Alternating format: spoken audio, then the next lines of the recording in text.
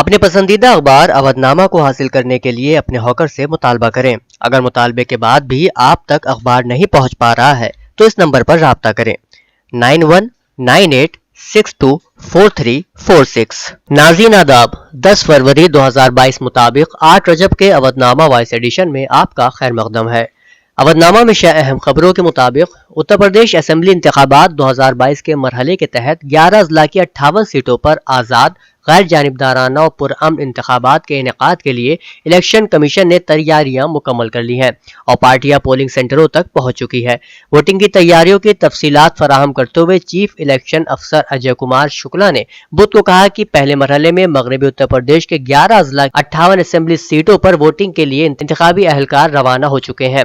اس مرحلے میں 2.28 کروڑ ووٹر کل 623 امیدواروں کی قسمت کا فیصلہ کریں گے، جس میں 73 خواتین بھی شامل ہیں۔ دہلی سے ملحقہ ان تمام سیٹوں پر کسان تحریک کا سب سے زیادہ اثر نظر آ رہا ہے۔ یہ 58 سیٹیں مظفر نگر، باغپت، شاملی، ہاپوڑ، بلند شہر میرٹھ، گوتم بدھ نگر، غازی آباد، متھرا، آگرہ، علی گڑھ اضلاع میں واقع ہیں۔ کرناٹک میں جاری حجاب تنازع پر آج کرناٹک ہائی کورٹ میں سماعت ہوئی۔ کرناٹک حکومت کی طرف سے پیش اٹارنی جنرل نے کہا کہ اس معاملے میں سبھی داخل عرضیاں غلط ہیں۔ ان عرضیوں میں حکومت کے جی او پر سوال اٹھایا گیا ہے، جبکہ حکومت نے سبھی اداروں کو آزادی دے رکھی ہے۔ بدھ کے روز ہوئی سماعت کے دوران کرناٹک ہائی کورٹ کے جج جسٹس کرشن دیکشت نے معاملے کو بڑی بینچ کے پاس بھیجنے کا فیصلہ سنایا۔ جسٹس دیکشت نے کہا کہ اس معاملے میں عبوری راحت کے سوال پر بھی بڑی بینچ غور کرے گی۔ واضح رہے کہ کرناٹک حکومت نے ریاست میں کرناٹک ایجوکیشن ایکٹ 1983 کی دفعہ 133 نافذ کر دی ہے۔ اس وجہ سے اب سبھی اسکول اور کالج میں یونیفارم کو لازمی کر دیا گیا ہے۔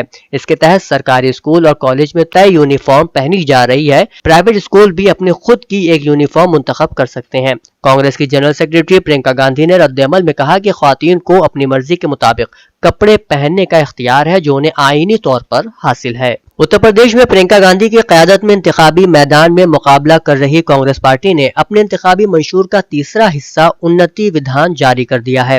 انتخابی منشور جاری کرتے ہوئے پرینکا گاندھی نے کہا کہ ہماری حکومت بنے گی تو 10 دن کے اندر کسانوں کا قرض معاف کر دیا جائے گا، دھان اور گیہوں 2500 روپے میں خریدا جائے گا اور گنے کی خرید 400 روپے کنٹل پر کی جائے گی۔ کانگریس کی جنرل سیکریٹری نے یہ بھی بتایا کہ 20 لاکھ نوکریاں وہ فراہم کریں گی اور خواتین کو ان میں 40% کا ریزرویشن دیا جائے گا۔ اس کے علاوہ آوارہ جانوروں سے فصل کا نقصان ہوگا تو ہرجانے کے طور پر کسانوں کو 3 ہزار روپے فراہم کیے جائیں گے۔ گائے کا گوبر 2 روپے فی کلو پر خریدنے کا وعدہ بھی اس منشور میں شامل ہے۔ اطلاعات و نشریات کی وزارت کی ویب سائٹ پر شائع central media accreditation guide lines 2022 میں نااہلی کی 10 شقیں شامل کی گئی ہیں۔ ان کی وجہ سے کسی بھی صحافی کی PIB کی منظوری موضوعی تشریح سے متاثر ہو سکتی ہے۔ پریس انفارمیشن بیورو کے ذریعے اعلان کردہ نئے ایکریڈیٹیشن رہنما خطوط کے تحت پہلی بار ڈیجیٹل میڈیا سے وابستہ صحافیوں کے لیے سرکاری منظوری کا آغاز کیا ہے، جس کے بعد ڈیجیٹل میڈیا سے وابستہ صحافیوں کی جانب سے کئی طرح کا رد عمل سامنے آ رہا ہے۔ اتر پردیش کے سابق کارگزار وزیر اعلیٰ ڈاکٹر مارزوی نے لتا منگیشکر کے انتقال پر اپنے تاثراتی بیان میں کہا کہ لتا منگیشکر صرف ایک مشہور گلوکارہ ہی نہیں بلکہ ہندوستانی یکجہتی کی علامت اور قدیم اقدار کی پاسدار بھی تھیں۔ ان کی آواز کا جادو صرف ہندوستان تک محدود نہیں تھا بلکہ پوری دنیا ان کی رس گھولنے والی آواز پر فدا تھی۔ انہوں نے عشق و محبت کے علاوہ دیش بھکتی پر مشتمل گیتوں کو اپنی آواز کے سہارے جاویدانی عطا کر دی۔ اتنے پرانے ہونے کے باوجود بھی وہ گیت آج بھی بالکل تر و تازہ محسوس ہوتے ہیں۔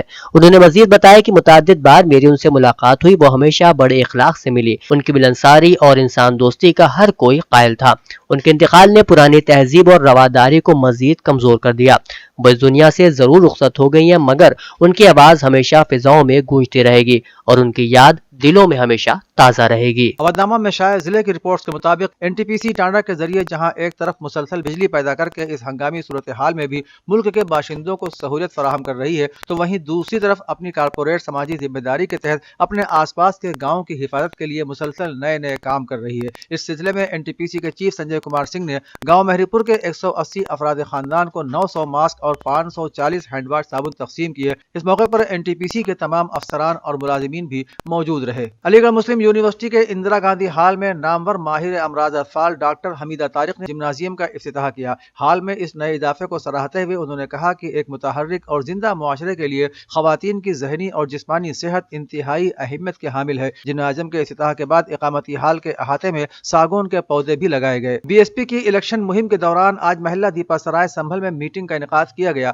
محلہ دیپا سرائے کے چوک میں یہ میٹنگ منعقد ہوئی، جس میں پارٹی کے مختلف کارکنان نے مایاوتی کو پھر سے وزیر اعلیٰ بنائے جانے کی طرف توجہ دلاتے ہوئے کہا کہ اس بار ہم سب مل کر BSP کو ووٹ دیں۔ دیپا سرائے جو ڈاکٹر شفیق الرحمان برق کا گڑھ مانا جاتا ہے، وہاں حاجی شکیل قریشی کی آمد اور اہل محلہ کا گرمجوش استقبال کرنا سب کو حیرت میں ڈال رہا ہے، جبکہ ڈاکٹر برق خود اس وقت سماجوادی پارٹی کے MP ہیں۔ ان کے گڑھ مانے جانے والے محلے میں BSP کی کامیاب میٹنگ اور جلوس نے تمام لوگوں کو حیرت زدہ کر دیا ہے۔ کرناٹک میں باحجاب طالبات کو کالج کیمپس میں داخلہ نہ دینے کے خلاف آج دوپہر 2 بجے AMU طلباء نے پرامن احتجاج کر کے اپنی ناراضگی ظاہر کرنے کی اجازت یونیورسٹی انتظامیہ سے مانگی تھی، لیکن یونیورسٹی پراکٹر نے کورونا وبا اور اسمبلی انتخابات کے سبب احتجاج کی اجازت نہیں دی۔ یونیورسٹی طلباء گزشتہ روز سے ہی سوشل میڈیا پر اس احتجاجی مارچ میں لوگوں سے حصہ لینے کی اپیل کر رہے تھے۔ یونیورسٹی طلباء کا کہنا ہے کہ ہم احتجاج یونیورسٹی کیمپس کے اندر نکالتے جو ہمارا جمہوری حق ہے، لیکن انتظامیہ نے اس کی اجازت نہیں دی۔ دیوبند کے سرکل آفیسر درگا پرساد تیواری کی ہدایت پر سیکٹر انچارج دیویش کمار، روہتاج بنسل اور اکشے کمار پر مشتمل ٹیم نے مقامی پولیس ٹیم کو ساتھ لے کر دیوبند برلا روڈ پر آنے جانے والی گاڑیوں کی تلاشی لی اور مشتبہ افراد سے پوچھ تاچھ بھی کی۔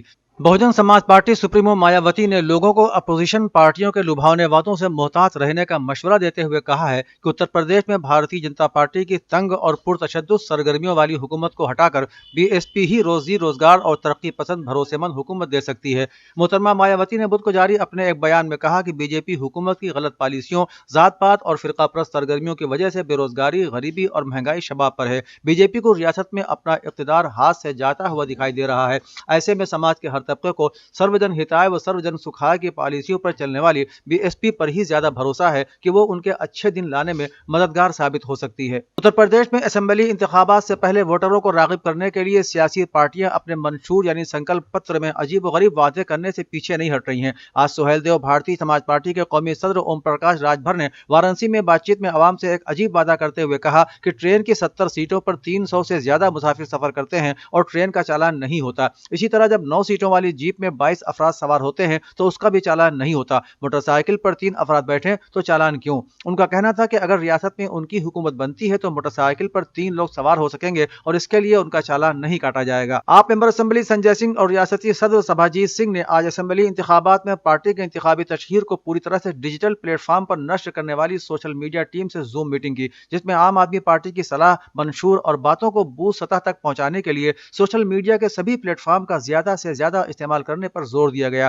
سنجے سنگھ اور سبھاجیت سنگھ نے سوشل میڈیا ٹیم سے کہا کہ ہر طریقے سے فیس بک، ٹویٹر، واٹس ایپ، انسٹاگرام کے ذریعے لوگوں تک اپنی بات پہنچانے میں کوئی کسر نہ چھوڑیں۔ عوام سے یہ اپیل ضرور کریں کہ انہوں نے سبھی پارٹیوں کو موقع دیا ہے اور سبھی نے ان کے ساتھ وعدہ خلافی کی ہے، اس لیے دہلی کو بہتر شکل دینے والی عام آدمی پارٹی کو ایک بار UP میں ضرور موقع دیں۔ مغربی اسمبلی حلقے کے بہوجن سماج پارٹی کے امیدوار قائم رضا خان کی حمایت میں کھل کر ساتھ آئے راشٹریہ یووا واہنی کے قومی صدر KD شرما نے آج اس بات کا اعلان کرتے ہوئے کہا کہ وہ صرف لکھنؤ مغربی حلقے سے BSP امیدوار قائم رضا خان کے لیے اپنے حامیوں کے ساتھ کھل کر انتخابی میدان میں اتر کر ووٹ مانگیں گے۔ وہیں اسی سلسلے میں منصور نگر واقع غلام حسین پل حلقے کے رہنے والے نوجوان لیڈر شازویر انصاری بھی مکمل طور سے پارٹی کے ساتھ ہو چکے ہیں۔ کانگریس کی لکھنؤ مغربی حلقے سے امیدوار شاہانہ صدیقی نے آج صبح سے اپنے اسمبلی حلقے کے مختلف علاقوں کا دورہ کر کے اپنے لیے ووٹ مانگے۔ شاہانہ صدیقی کے ساتھ کثیر تعداد میں حمایتی کورونا پروٹوکول کے تحت عوامی رابطہ مہم میں نعرے لگاتے ہوئے چل رہے تھے۔ شاہانہ صدیقی نے کچا پل سے کوٹھی رحیم بخش، گلو کی تکیا ہوتے ہوئے پھر کچا پل تک چلی پیدل مارچ کرنے والے لوگوں نے کانگریس اور پرینکا گاندھی کا نعرہ جم کر لگایا۔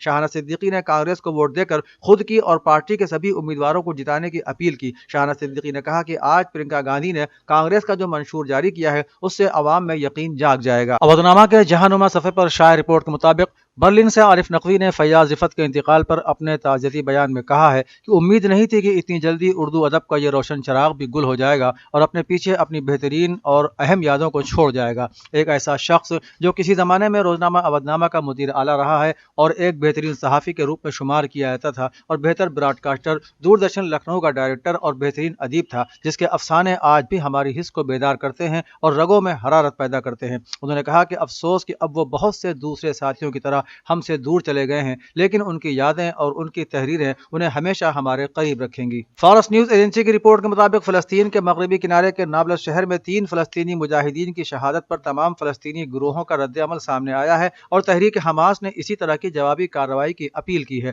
تحریک حماس کی جانب سے جاری ہونے والے بیان میں کہا گیا ہے کہ نابلس میں دشمن کے جرائم اس بات کا تقاضا کرتے ہیں کہ سارے فلسطینی گروہ صہیونی فوجیوں اور صہیونی آبادکاریوں کے جمع ہونے کی جگہ پر آگ لگا دیں۔ ویسٹ بینک میں تحریک حماس کے عہدیدار جاسم البرغوثی کا کہنا ہے کہ نابلس میں ہونے والے آج کے جرائم نے ثابت کر دیا ہے کہ صرف مزاحمت کے ذریعے ہی فلسطینی قوم کی حفاظت کی جا سکتی ہے اور سیکورٹی ہم آہنگی کا نتیجہ صہیونی حکومت کے زیادہ سے زیادہ جرائم کے علاوہ کچھ اور برآمد نہیں ہوگا۔ یورپی یونین کی خارجہ پالیسی کے سربراہ نے کہا ہے کہ ہم یقینی طور پر مذاکرات کے آخری مرحلے میں ہیں۔ یہ بات انہوں نے بدھ کے روز اسلامی جمہوریہ ایران اور 4-1+ گروپ کے درمیان مذاکرات کے نئے دور کے آغاز کے موقع پر کہی۔ تفصیلات کے مطابق پابندیوں کے خاتمے پر مذاکرات کا 8واں دور منگل کے روز 8 فروری کو دوبارہ شروع ہوا۔ انہوں نے کہا کہ مجھے نہیں معلوم کہ یہ 1 ہفتہ، 2 ہفتے، 3 ہفتے تک چلے گا، لیکن ہم یقینی طور پر مذاکرات کے آخری مراحل میں ہیں۔